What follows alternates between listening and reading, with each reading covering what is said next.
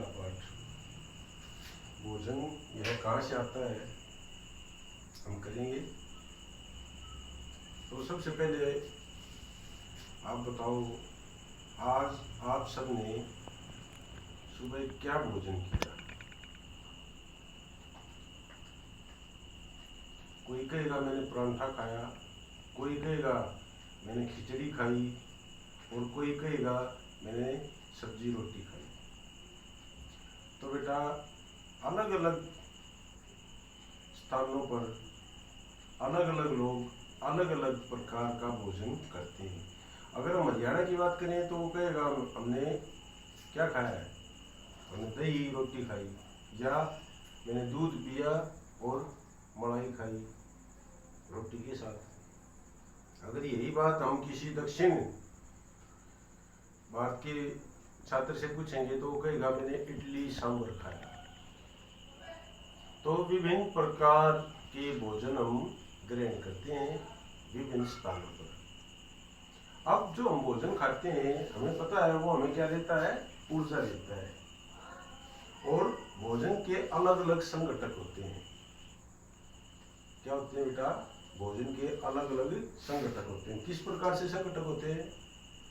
आप कहते हैं मैंने खिचड़ी खाई, तो खिचड़ी बनाने के लिए हमने जो भी सामग्री उसको बनाते हुए उसमें डाली, वो सारे उसके संघटक हैं।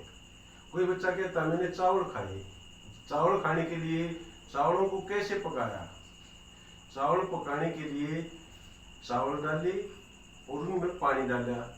तो यहाँ चावल जो भोजन है उसका संघटक कौन कौन है, पानी और चावल। ऐसे ही रोटी, रोटी के लिए गेहूं का आटा, गेहूं और पानी। हमने सब्जी बनाई, सब्जी में जो हमने सब्जियां डाली, जैसे हमने आलू की सब्जी बनाई तो आलू, उसमें और क्या डाला, टमाटर डाला, और क्या डाला, प्याज डाला, और क्या डाला, पानी डाला, और जीरा, हल्दी, नमक, मिर्च, गरम मसाला, जो भी हमने चीजें उसमें डाली हैं वो सब, थोड़ा बहुत घी भी डाला हुआ, वो सब के सब उसके क्या कहलाते हैं, संघटक। क्या कहलाते हैं, संघटक। तो संघटक क्या है, जो भी चीज हमने डाली, हमने खिचड़ी बनाई, खिचड़ी बनाने के लिए हमने क्या प्रयोग किया, चावल, चावल में और क्या डाला, पानी, पानी में और चावल, पानी, फिर मूंग की दाल, फिर उसमें जीरा भी डाला, फिर उसमें थोड़ा सा घी भी डाला, उसमें थोड़े हमने टमाटर भी डाले, उसमें हमने हल्दी, मिर्च, नमक, जो भी मसाले हमने डाले हैं वो सब उसके क्या है, भोजन के संघटक हैं। तो संघटक क्या होता है, समझ में आ गया बेटा। Very good. तो आगे हम बात करें खाद्य सामग्री एवं उनके स्रोत। जो हम खाते हैं वो सब खाद्य सामग्री हैं। जो हम खाते हैं भोजन में वो सब हमारे लिए क्या है, खाद्य सामग्री। हमें कहाँ से मिलती है खाद्य सामग्री। हम जो भोजन खाते हैं हमें कहाँ से प्राप्त होता है, या तो हमें पौधों से प्राप्त होता है या फिर जंतुओं से। पौधों से क्या प्राप्त होता है, अनाज, दाल, सब्जियां, फल, है ना। और उसको हम बोलते हैं पादप। पौधों से जो हमें प्राप्त होता है वो सामग्री हमें कहाँ से, पौधों से प्राप्त हो रही है, तो पादपों से प्राप्त हो रही है। फिर जंतुओं से, जातव से, जातव, जंतुओं से हमें क्या क्या प्राप्त होता है। आप अगर हम उनका जिक्र करें, दूध, दूध हमें किससे मिलता है, गाय, भैंस, बकरी, ऊंट, और भी कई चीजें हो सकती है। दूध, उसके बाद अंडा, दूध से भी अनेक पदार्थ बनते हैं, दूध, दही, पनीर, घी, खोया, है ना। तो हमने दूध को ही ले लिया है, दूध, अंडा, मांस, उसके बाद शहद,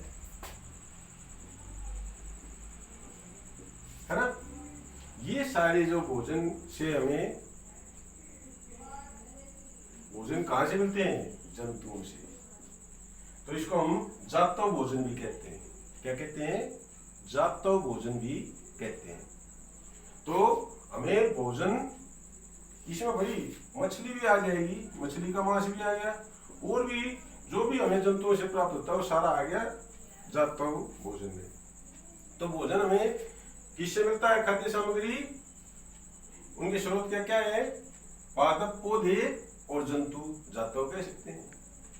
अब नेक्स्ट आता है कि भोजन के रूप में पौधे के भाग और जंतुओं के उत्पाद। भाई पौधे के भाग, पौधे के हम अगर बात करें तो पौधे के भाग कौन कौन से हो सकते हैं? खाने के लिए हम पौधे के भाग कौन कौन से प्रयोग करते हैं? पौधा है, पौधे का भाग कौन सा हो सकता है? पत्ती हो सकती है,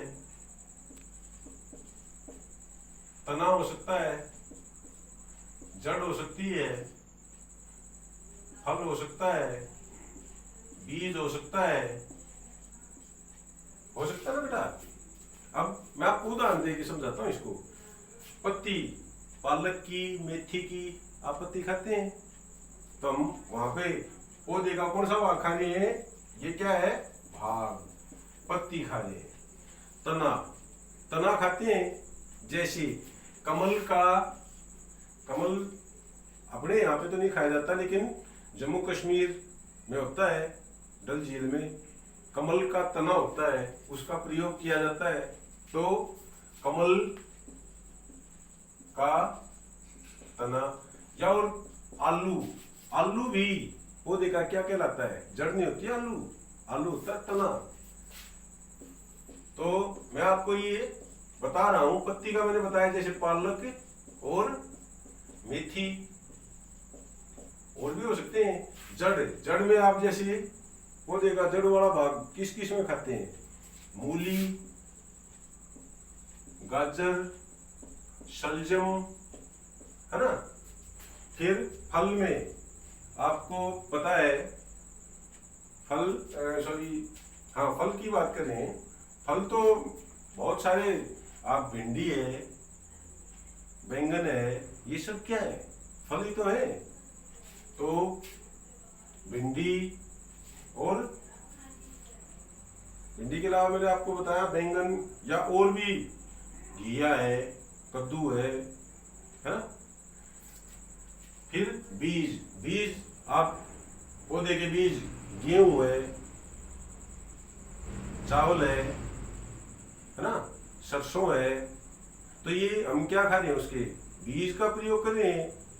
फिर इसमें एक और रह गया कि भाई फूल, फूल किस, फूल भी खाते हैं हम, जैसे गोभी का फूल, और एक और आपकी किताब में दिया हुआ है, आप उसको किताब में देखना, सीताफल के फूल का हम प्रयोग करते हैं। अपने यहाँ पे तो नहीं खाया जाता, लेकिन वो भी प्रयोग में लाया जाता है।